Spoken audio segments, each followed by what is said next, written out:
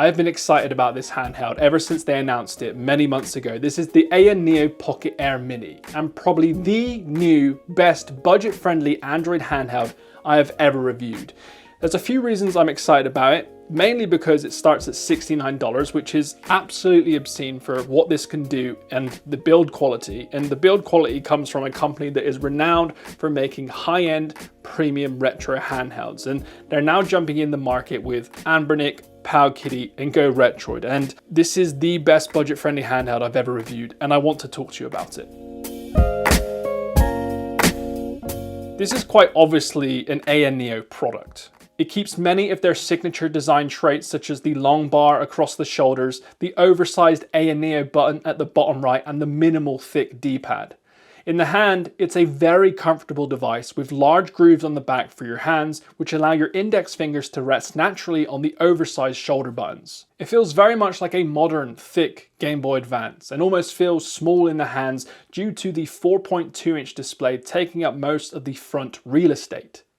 The D-pad on the left is beautiful, soft, but flexible with zero clicking and limited feedback. I'm happy they didn't minimize this because it's a good size and a good quality. Underneath that, your whole joysticks, which lights up, and the grips can be removed too. There are lots of travel to them, and they don't touch the sides, so you won't wear off the rubber around the edges. And I do wish the grips were a bit thicker, more like the AN Thors that have textured edges. They are a tad too thin, in my personal opinion, and that's probably because Neo doesn't want these raising too high out of the device to cause any snagging issues. The action buttons are on the small side but incredibly comfortable. They have a matte finish with embossed letters and have a satisfying click to them with a small bit of pressure due to the conductive rubber underneath. Combining these buttons with great analog sticks and a lovely D-pad makes this one of the few handhelds that gets all of the buttons on the front face right. The same goes for the linear Hall triggers up top. R2 and L2 are oversized with lots of travel, close to feeling like a modern day PS5 controller in all honesty. They're a bunch of fun to use and I wouldn't change them at all. R1 and L1 are a little different in the sense that they are very long and can be pressed from multiple areas. So that isn't an issue, but there are different pressure points on each of the angles. So here's a little lighter than up top, and when you do move your finger across the shoulder buttons, it does feel like it's rotating, kind of like a seesaw, but that's only kind of RB and LB, which you don't use as often as the back triggers. There are also extra buttons across the bar, one on each side located near RB and LB, that can be mapped to your liking. These require very little force, click easily, and can often be pressed by accident if you're a little chaotic. Up top is a large air vent, volume buttons, and an on-off button. Typically, Neo has a fingerprint reader on here, but they've removed that to cut costs. Then at the bottom, speaker grills, a USB-C port, SD card slot, and a headphone jack. A few of you in our Discord asked about audio quality as well, and in honesty, no issues at all. This is me holding it up close to the microphone.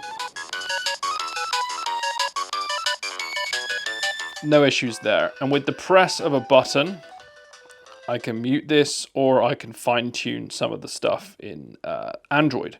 Or you could install equalizers and Android applications to modify that. But in all honesty, no issues with the audio quality on here.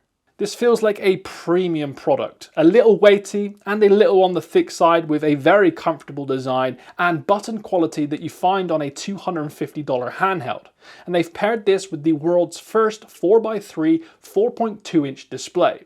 It's the best feeling $69 handheld I have ever reviewed. And like I said at the start of this video, this is really going to change the budget marketplace for us all for the better. It's going to make Anbernic shit themselves a little bit. No wonder Go Retroid have got their eye on them. They'll probably want to compete, but this is a new player in this area, and I'm all for it because at the end of the day, it makes devices cheaper for us and it makes them better. The only thing I would change is to ask Neo to launch more color variations in this budget-friendly market. They've got 3 up for grabs and a couple of them are a little plain. Luckily, I managed to get the retro gray one into review, which is my favorite, but I want to see kind of like transparent colors, a little bit more pop. And quickly, while on the subject of colors, I want to share with you a new product I've built. It's called the GAMENOOK Throne. It's a display stand made from 100% plastic waste, which we source from land and sea to help our wildlife, coastlines, and our forests. And it basically came down to me not finding a display stand which fits my aesthetic and ones that actually fit my cartridges too.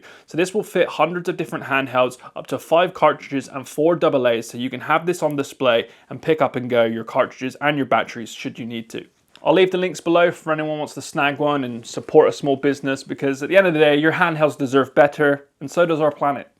According to ANEO, this is the world's first 4.2-inch 4x3 display with a resolution of 1280 by 960 and 500 nits of brightness, making it the perfect setup for upscaling naturally, all while taking advantage of every pixel. And that's what I found playing this. The display on here takes full advantage of my retro gaming library. It's compact, there's no black borders. You can get black borders on PSP, but I feel like for this size, my hands are kind of completely taken up the handheld, which makes it quite compact, and then the display is all I see. And every inch of this display I use regularly because all of the retro games I play are typically 4:3 ratios. For example, Dreamcast and GameCube could be upscaled by 2x, making it look incredibly crisp and beautiful on this bright display. Viewing angles are great, the bezels are small, and the range of colors makes this an incredibly saturated display, which is good for Dreamcast, Sega games, and just any retro game where you want colors to pop.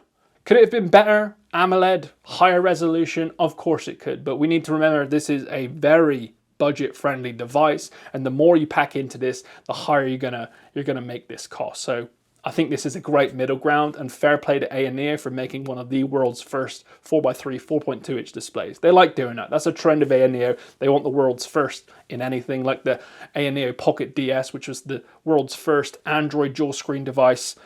This is a cool display, not gonna lie. This runs on Android 11, which is a little older than I'd like, seeing as it's now 5 years old, and ANEO's other products run on Android 13 just fine, but it does the job, allowing for the installation of great Android emulators and a bunch of custom front ends. ANEO has their infamous ASpace preloaded on here, which has always been a well-designed, clean way to explore your library if you want something more serious than a typical Android app list. There's still no way to automatically download box art, but you can tweak settings, open different emulators, and make your device feel more like a retro handheld than an Android phone with controls, because technically that's actually what it is. The ANEO button offers the ability to change performance modes, brightness, controls, and more on the fly.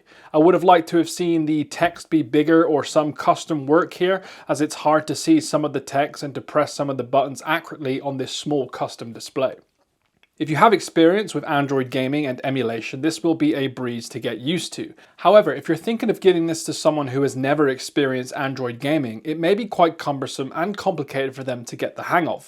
And I say that because I find myself gifting friends Linux-based devices and stuff like Anbernic handhelds because they're ready to go, they've got all of the front end, admittedly not great, but they're easy to go and easy to understand, whereas this is a step ahead of that. You know, Android gaming and setting up your emulators and so on and getting even an Android phone set up is a little bit cumbersome. So although it's priced in the gift category, I can understand why some wouldn't gift this and would rather gift something that's a little bit easier to get used to.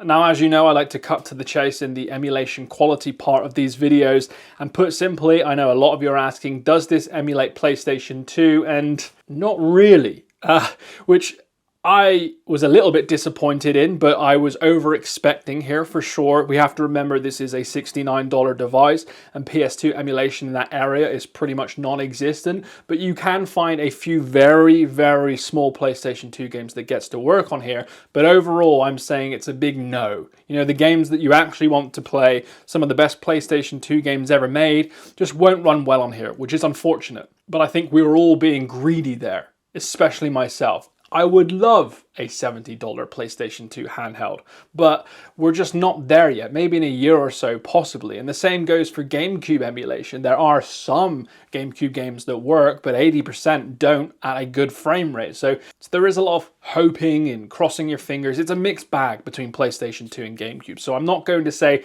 this can emulate those well, because it can. But you may find as a bonus that you may get a PlayStation 2 game that you are in love with to run semi-well at native resolution. And I have to take a minute while saying that because I have reviewed these devices for over 8 years now.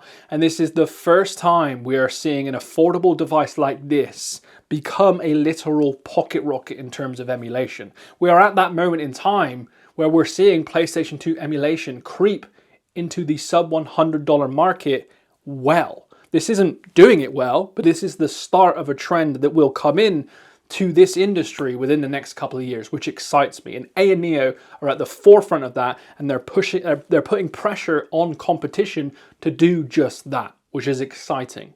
Dreamcast, Nintendo 64 and PSP are where you will find the best performance, in the area where you'll be upscaling your games to take full advantage of this beautiful screen and specs. This era of gaming is a lot of fun to explore and works incredibly well on the Pocket Air Mini, with the screen being a good size to enjoy these games at full brightness and using the 123% color gamut range. Upscaling these games to 2x on a 4.2-inch display is a sight to behold. I spent a lot of time on these two consoles and I dabble in PSP, which you will get the black borders, but again, 2x upscaling was a delight, and on this display, just bing bang.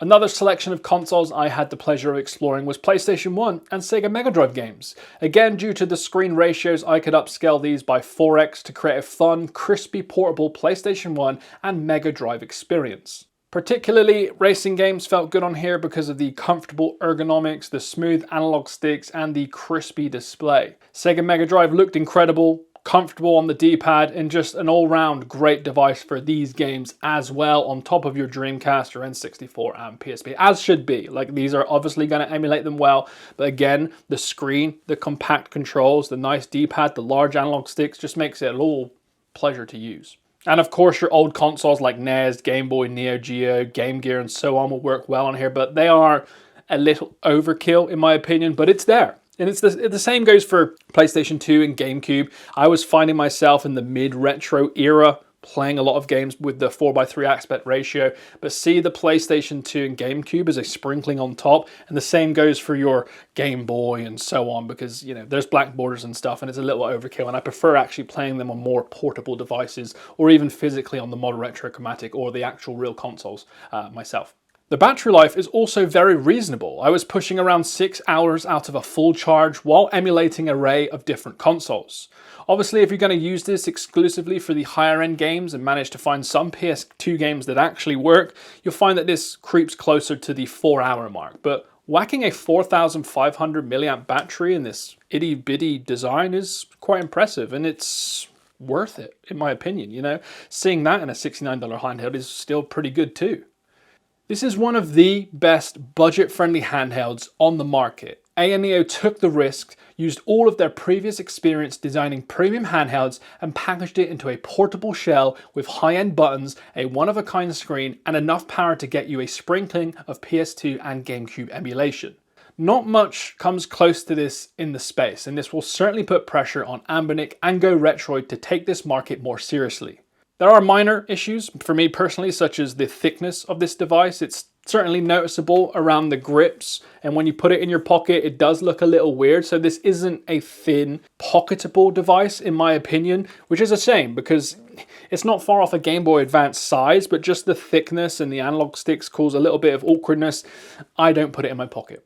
And obviously AS Space, I've said it for years, there are some features I would like to see in there and a couple of updates to make things a little bit more fluid and text look a little bit better on these smaller devices, but hopefully that will come in a future update.